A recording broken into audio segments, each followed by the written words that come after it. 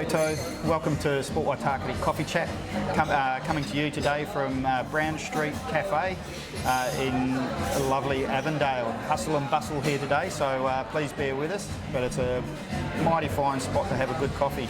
And joining me today and having a coffee is Mitch Hayde from Auckland Cricket, the Coach Development Manager. Mitch, welcome.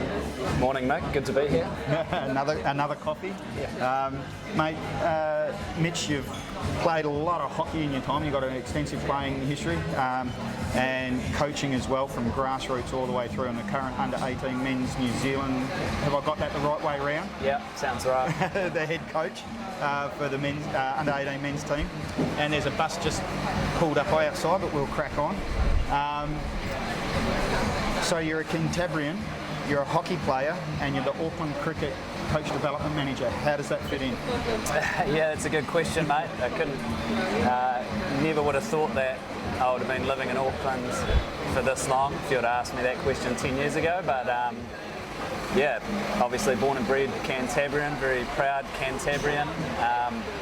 Always will and always have supported all the teams down there. But yeah, it's been great to get up to the big smoke. Took a job opportunity at Sport Auckland about 5 years ago as the Coach Development Manager there.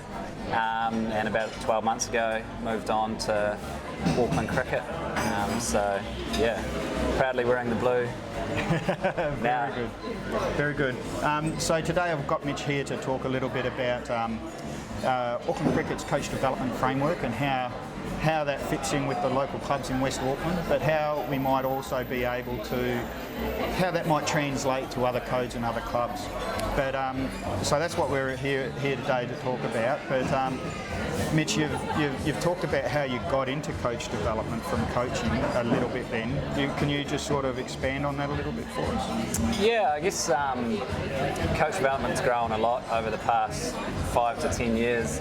I guess initially for myself, I just was always really passionate about developing people, and initially started as a coach just wanting to give back to the game. Did a bit of coaching through the high school years, and as I was at university, it was always a good way of making a little bit of pocket money, but yeah, it was something I really enjoyed, so ended up going through the ranks there, and a role I had at a secondary school down in Christchurch. Ended up being able to deliver a few workshops on behalf of Canterbury Hockey, so a bit of coach education stuff there. Went through a coach developer workshop through Sport New Zealand and landed a role at Sport Auckland. And from my time there, learnt a lot working with different community clubs and RSOs and different organisations. And yeah, now I am where I am now, which is great.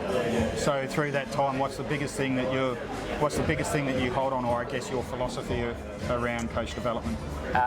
Just that it's about the coach, so trying to make that person better, working with that person, understanding that everyone's different, and the more that you can let them talk to what they want, the better.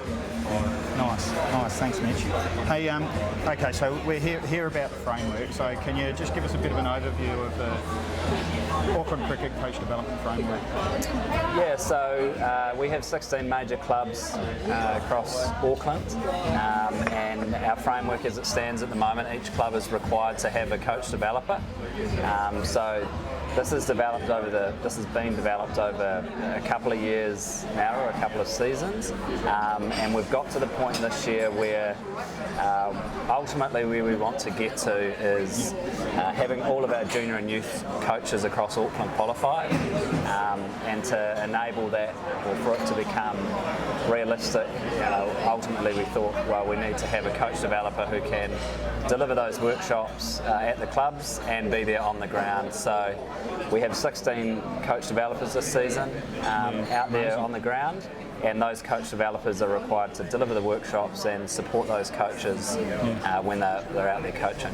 So you've implemented this framework over the last couple of years. What's the I guess the perception of coach development within the clubs and at the grassroots being, if we're realistic, coach development is still fairly new. So what are the perceptions out there in the clubs? Yeah, definitely a changing perception, I think. So very much, and I'd like to think we've come a long way over the past couple of seasons. Yeah, cool. People are now starting to understand that it is a support mechanism for the coaches. We are there. They're starting to understand that the coach developer is there for the coach and not to coach the players, as opposed to, I think, if you'd have wound back the clock 24 months, the perception around what is a coach developer is, it's just an extra coaching hand. So we've come a long way, and I think that we're still really not selling the message of what a coach developer is, but just educating people around what that role is.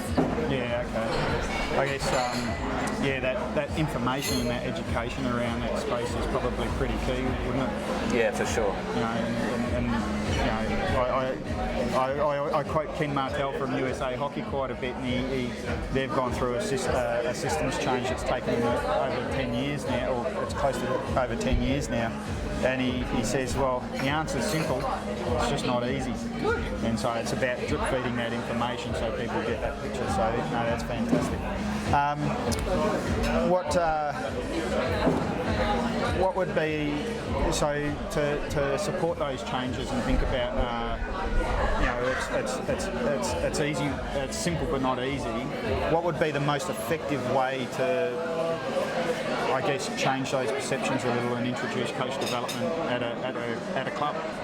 Yeah, I think initially it's just that educating piece and making sure that the right people within those clubs, they don't have to understand all the X's and O's of what a coach developer does, but trying to help them understand what success looks like and what the impact of possibly a coach developer going to have on that club.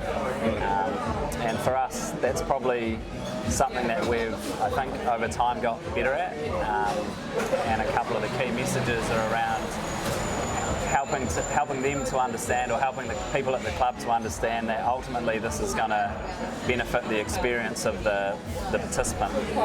That's a really big one that we try and sell, and the other one that is that we need more coaches. We want people to be volunteering for longer, so how can we make them feel as if they're well equipped to go out and coach and feel confident doing that? And I think ultimately those two things, if we can get them really sorted, and that's success for us. It's interesting, Mitch, you mentioned that, because I've been having a couple of conversations at clubs of late. As recently as Tuesday night, actually, I was out at a club, not a cricket club, but a club just the same, just having a function for their coaches, and it was about the coaches have their players at the centre of what they do, and we talk about a player-centred approach, but then when you've got a coach who looks after the coaches, and so that's a coach developer in the committee. How do they put the coaches, because they're volunteers, how do you retain them, if they're not having a good experience either?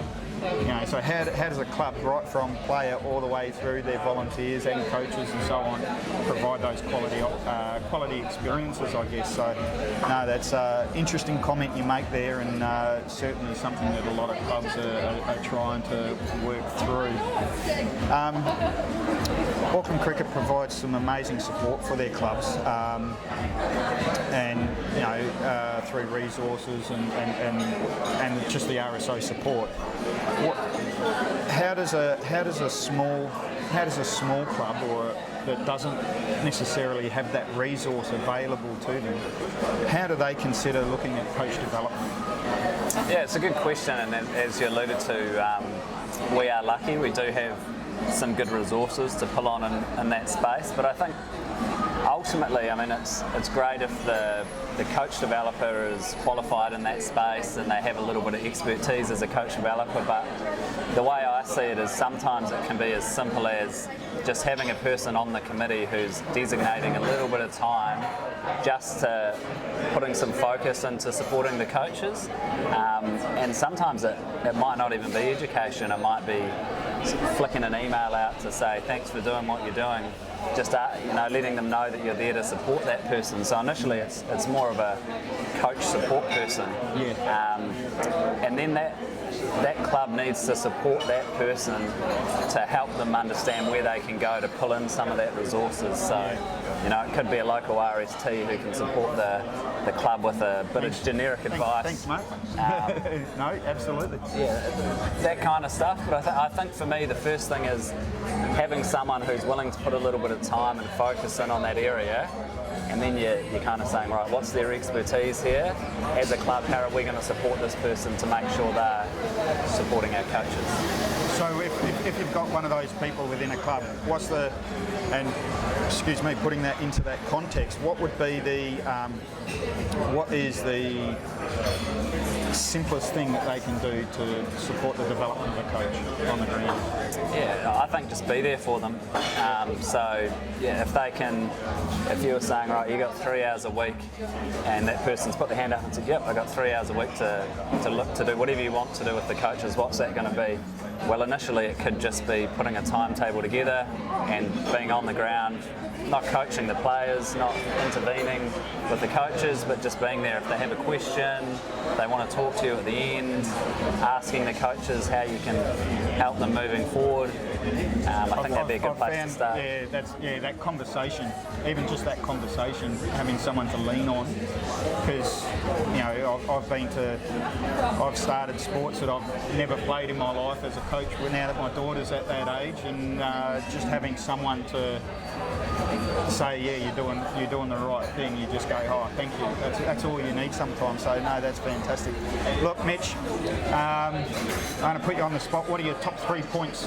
What are your top 3 points that you would say to a club that they could do about coach development right now? The 3 easiest things they could do to start implementing coach development at their club. First thing is, I think, just find that champion or that person. So within the club, who is the person that's going to look after coach development? The second thing is, it's important that as we're talking about the coach developer being there to support the coaches, but make sure you're willing to support that champion. So, if they want to go out and be trained as a coach developer, go and help them seek advice where they can do that from. And then I think the third thing is just making sure that you know who the coach developer is going to work with. So who are your coaches and who are the people that you want that coach developer to support. Probably the 3 things. Hey Mitch, that's pretty awesome feedback and awesome advice, I should say, not feedback but awesome advice. So there you have it, Mitch Hayde, Auckland Cricket Coach Development Manager. His advice, the 3 top things for any club is find a champion in your club, support that champion as a club, and who is that champion actually working with? So who are the coaches, or is it the parents, is it the prem coach, is it the other coach? Well, that bus needs to change its brakes, but certainly who are those people that they're working with? So Mitch, I just want to say a massive thank you today for coming and having another coffee with me and sharing your story and a bit about the coach development plan or framework of Auckland Cricket. If you've enjoyed the chat, give it a big like. If you want to join in the conversation, leave a comment. Just want to say again, massive thanks, Mitch. Massive thank you to Browne St Cafe here in Avondale. Fantastic place, great coffee, great atmosphere in the hustle and bustle. And if you Mitch mentioned halfway through that, lean on the RSTs, that's me.